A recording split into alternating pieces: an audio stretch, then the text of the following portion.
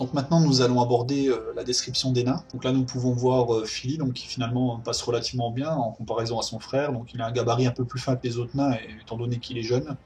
Lui, il est blond, hein, comme dans le roman. Contrairement à Killy, qui lui aussi devrait être blond, mais bon. Donc maintenant nous pouvons voir Killy, Killy qui a l'air assez différent des clichés qu'on a pu voir jusqu'à présent. Il a l'air un peu moins efféminé, même si les autres acteurs le qualifient de nain le plus sexy de l'équipe, et osent même le comparer à Robbie Williams, le chanteur, l'ex-chanteur de boys band. Espérons que son jeu d'acteur comblera tout ce manque. Petite précision aussi, donc comme on l'a dit tout à l'heure, il devait être blond et finalement il est brun. Donc désormais nous pouvons voir Thorin qui est le leader de l'équipe, qui est censé être le plus âgé, et bon, même s'il a beaucoup de prestance par rapport à l'idée que je m'en étais faite et par rapport au fait, il a l'air beaucoup plus jeune, on va dire que c'est un nain, il a l'air de tirer sur la cinquantaine, alors qu'en fait il est en âge nain, il serait plus proche des 70 ans, comme on va dire. En revanche, de ce que tu me disais, Salvatore, il a l'air au niveau du caractère de correspondre à la description du livre. Oui, parce qu'il faut savoir que Thorin a un caractère qui s'impose, quoi. Il n'est pas là pour rigoler. Il est assez autoritaire, on va dire, entre guillemets. Voilà. Et un peu hautain avec Bilbo. Voilà, c'est vrai. À présent, nous pouvons voir Glowin.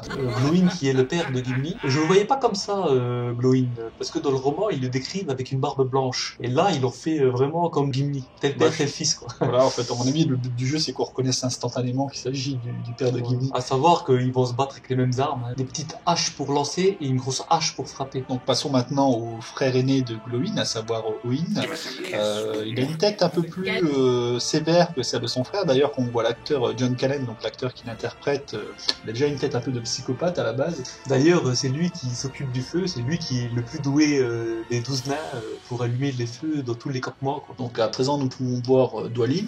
Dwalin qui est, d'après notre avis commun, un des personnages les plus impressionnants du groupe. Donc même si à la base, normalement, c'est Dory qui devrait être le plus costaud de la troupe. D'ailleurs, cet acteur a joué dans Rambo, le dernier Rambo de Sylvester Stallone. Donc il a bien été recruté pour son rôle de gros balèze. D'ailleurs, si on voit l'acteur lui-même, c'est quelqu'un d'assez grand et de musclé. Oui, physiquement, il est beaucoup plus imposant que les 12 nains, quoi. Attardons-nous désormais un peu sur ses cicatrices et sur ses tatouages, notamment les tatouages qu'il a sur le crâne. Je pense que Dwalin a eu une grosse expérience de guerre goblin. Ses cicatrices le prouveraient, quoi. Et je voudrais rajouter que Dwalin, après la bataille des 5 armées, vécut plus longtemps que les autres nains. Il a vécu 380 ans. En ce qui concerne les tatouages, ça corroborait ton hypothèse, donc c'est des tatouages un peu tribaux, donc des tatouages de guerriers. Donc à présent, nous pouvons voir Balin, donc le frère de Dwalin. Contrairement aux apparences, ce n'est pas le plus vieux de la troupe, c'est bien Thorin qui est plus vieux que lui. David, tu peux me dire la parenté qu'il a avec Gimli? Parce que dans la communauté de l'anneau, il dit que c'est son cousin. En fait, c'est pas vraiment son cousin, c'est le cousin de son père. En fait, donc Balin et Dwalin sont les cousins de Glowin et Oin. Donc Gimli n'est pas le cousin, mais le petit cousin de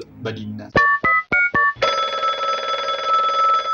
Les urgences, bonjour! Bonjour, j'ai un gros problème là, j'ai un monsieur un peu bizarre avec une longue barbe, on dirait un genre de nain, il a une petite hachette plantée dans la tête, je sais pas quoi faire. Surtout, monsieur, ne touchez pas, hein, je vous envoie tout de suite une ambulance! J'ai mal, au secours.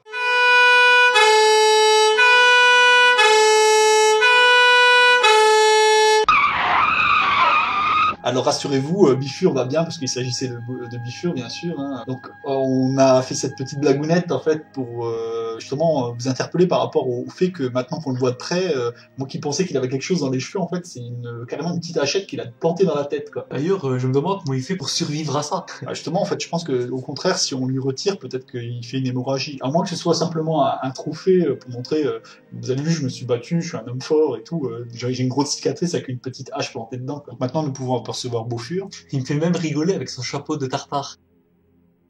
Donc à présent, nous pouvons apercevoir Bombur, qui est le personnage comique de l'histoire. Il a un style bien particulier, c'est un bon vivant, il aime bien manger, et surtout, il est un peu paresseux.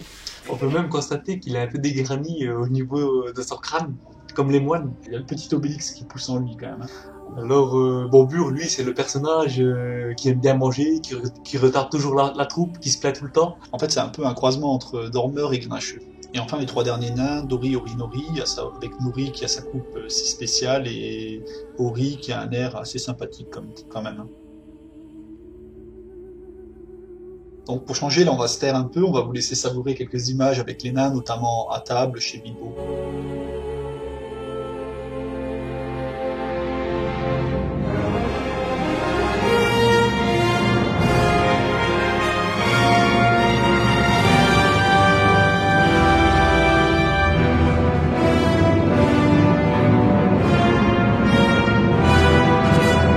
Nous allons rapidement aborder le thème de la musique, à savoir que dans Bilbo le Hobbit, la musique a revêt un aspect important et que chaque nain joue d'un instrument différent.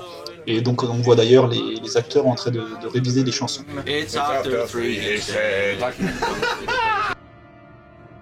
Dans cette scène, David, on peut apercevoir les nains en train de se quereller. C'est vrai qu'ils passent de la bagarre au rire en 2 minutes. Ce sont de bons vivants, quoi.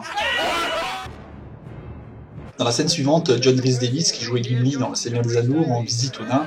On assiste aux retrouvailles entre le père et le fils, donc à savoir entre Glóin et Gimli. D'ailleurs, Glóin vient saluer son fils avec émotion.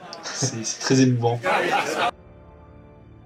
Donc en scène de conclusion, on peut voir les nains avec leurs miniatures. Les miniatures sont utilisées pour les effets de perspective, les effets d'échelle, quand on a besoin de montrer un homme à côté d'un nain.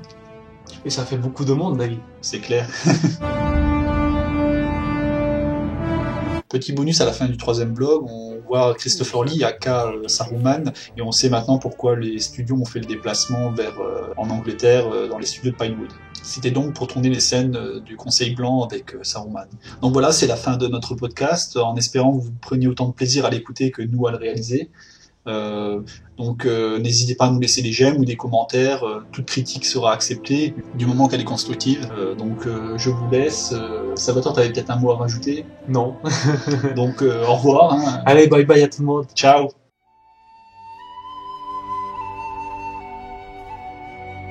In a hole in the ground, there lived a hobbit